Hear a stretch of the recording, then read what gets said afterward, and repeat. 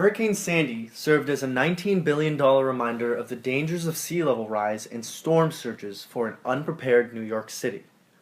To prepare for future storm surges, New York City plans on taking a multi-layered approach that will strengthen the city's resilience to flooding on multiple levels, rather than relying on one massive project, such as a huge storm barrier, that would be susceptible to catastrophic failure. During the events of Hurricane Katrina, New Orleans' singular and largest form of defense, a water levee system, broke and left a significant portion of the city unprotected. Instead of risking a similar outcome by relying on one massive barrier, New York City is more inclined to install several smaller-scale defenses, allowing the defenses to be scaled to available resources. Furthermore, construction of many smaller protection measures can be started right away, while construction of a massive barrier would require all necessary funds and resources to be secured beforehand, which could take significant time. New York's plan will use two general strategies towards mitigating and preventing future damage. First, updating and improving existing features to make it more resilient to flooding, and second, constructing entirely new flood protection measures to protect certain areas.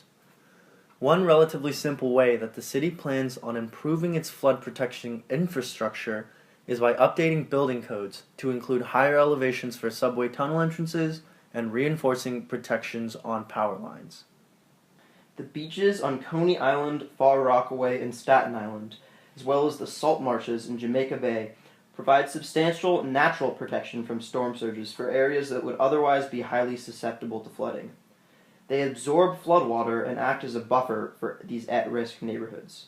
The city plans to strengthen these natural defenses using beach nourishment and sediment deposition. Additionally, the city will construct offshore breakwaters along its beaches to reduce erosion, and it will cease urban development on Jamaica Bay's salt marshes. The residential areas along the waterfront of downtown Manhattan are especially at risk of damage. In response, New York City, along with the Rebuild by Design contest, created a project called the Bridging Berm, or the Big U. This 2.9-mile system around Lower Manhattan is flexible and provides protection against storm surges, along with improving community functions. Its main feature is the berms, which are a kind of raised bank bordering the Hudson River. They function not only to raise the riverbank and protect the highly dense residential areas that reside in the Lower East Side, but they will also feature a unique landscape and lots of public parkland, adding social value to the community as well as infrastructural protection. New York hopes to start construction on these projects by 2017, but there are still many barriers in the way. For example, securing adequate funding for the projects is still a top concern. Meanwhile, London is making its own preparations for future sea level rise and storm surges across the Atlantic Ocean. Much like the case of New York and the Hudson, the development of early London was closely tied with flood patterns of the Thames. Roman settlers established Londinium in 43 AD on high ground so that it would be protected from extremely high tide. Naturally, the city has expanded significantly since the original flood-safe fortress of Londinium. Today, iconic areas such as Westminster, Greenwich, South Bank, and St. Paul's are in severe danger of flooding. What is London doing today, and what will it focus on in the future to address the issues of sea level rise and storm surge flooding? In order to help curb the primary cause of sea level rise, global warming, the Mayor of London has launched a series of campaigns aimed at reducing London's carbon emissions. Making London a greener city that is more friendly to pedestrians and cyclists has been a significant issue during the previous and the current mayoral campaign. There are even ideas to close such famous areas as Oxford Street to traffic and transform them into pedestrian promenades. While reducing emissions and curbing global warming is the right step, London is also developing more immediate ways to combat flooding. As the city continues to grow, there has been an increased investment in sustainable drainage systems and property level protection measures. The former improve drainage in case of flooding, and the latter protect properties from damage. According to a case study conducted by the Center for Climate Change and Economics Policy, approximately 50% of new properties in the London Borough of Camden are constructed with sustainable drainage systems in place. But how can London protect 680,000 endangered properties in the first place? There's already a significant tidal defense system which includes the embankments, seawalls, an extensive tributary river and canal system, and most importantly, the Thames Barrier.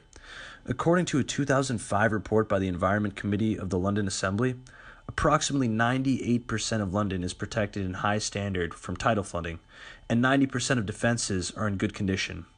However, these statistics may soon be inaccurate as even well-maintained defenses will become obsolete with continued sea level rise. We now know that the Thames Barrier can only successfully protect London until about the year 2030. The next question is, do we strengthen current defenses or build new ones? To resolve this issue, the Environment Agency has launched the Thames Estuary 2100 project, a comprehensive approach to finding new solutions to prevent tidal surge flooding. Part of the plan is to introduce a green grid in East London to which floodwater can be safely directed. Another project that is already underway is the Thames Tideway Tunnel, which shall run between 30 meters and 70 meters underground for approximately 25 kilometers under the River Thames. The tunnel's main purpose is to carry the majority of London's sewage to facilities outside the city, but it also doubles as a flood relief system. London's expansion as a city has always been strongly tied with storm surge protection and sea level rise. However, 3,300 miles away lies a city with a much different history of development than London or even New York. In Abu Dhabi, compared to other cities like London and New York, storm surge is not a prominent issue. This is because in Abu Dhabi, there are not many heavy winds, which cause storm surges. Therefore, in our section, we will mainly be focusing on the sea level rise, as this is definitely something we need to think of solutions to prevent its further increase. The UAE has a shoreline of nearly 1,300 kilometers. Abu Dhabi tries to limit the sea level rise in a variety of ways, and broadly speaking, such solutions to limit sea level rise can be allocated to main groups: mitigation and adaptation. Coastal adaptation is important in limiting sea level rise. Adaptation is the adapting to life in a changing climate, whether it is the actual climate or the expected future climate.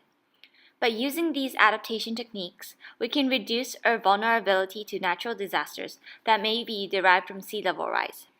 In addition, by adapting, people can make the best out of the resources that is already present. A study called Climate Changes, Impacts, Vulnerability and Adaptation suggests a framework for adaptation for the government. It proposes the idea of collaboration with insurance companies and applying the green development policies. For example, instead of creating new construction sites near the sea, the construction should take place further inland. This not only prevents houses to be destroyed by the sea level rise, but also prevent human population from accumulating in the coastal area. An important solution of adaptation that can limit the effect from sea level rise is using green engineering. As you can see in these photographs, the Abu Dhabi government has started to cultivate mangroves as well as coral reefs to prevent the impact of sea level rise. Next, we will show the video of how the mangroves trap the water that is gushing into the land. Although this video shows the impact of tsunami, the overall idea of water flowing into the land and destroying the houses is relatively similar. These mangroves provide a buffer by either absorbing the water or reducing the speed of the water coming in.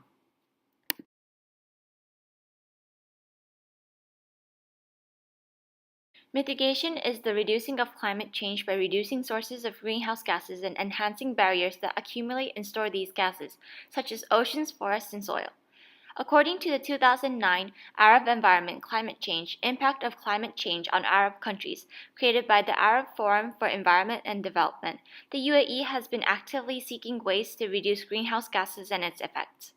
The UAE has also been pushing itself to become a zero-carbon clean energy hub, created the first zero-carbon city called Masdar so that the country can increase its sustainability and the usage of renewable energy. Furthermore, the International Renewable Energy Agency has its headquarters in Abu Dhabi.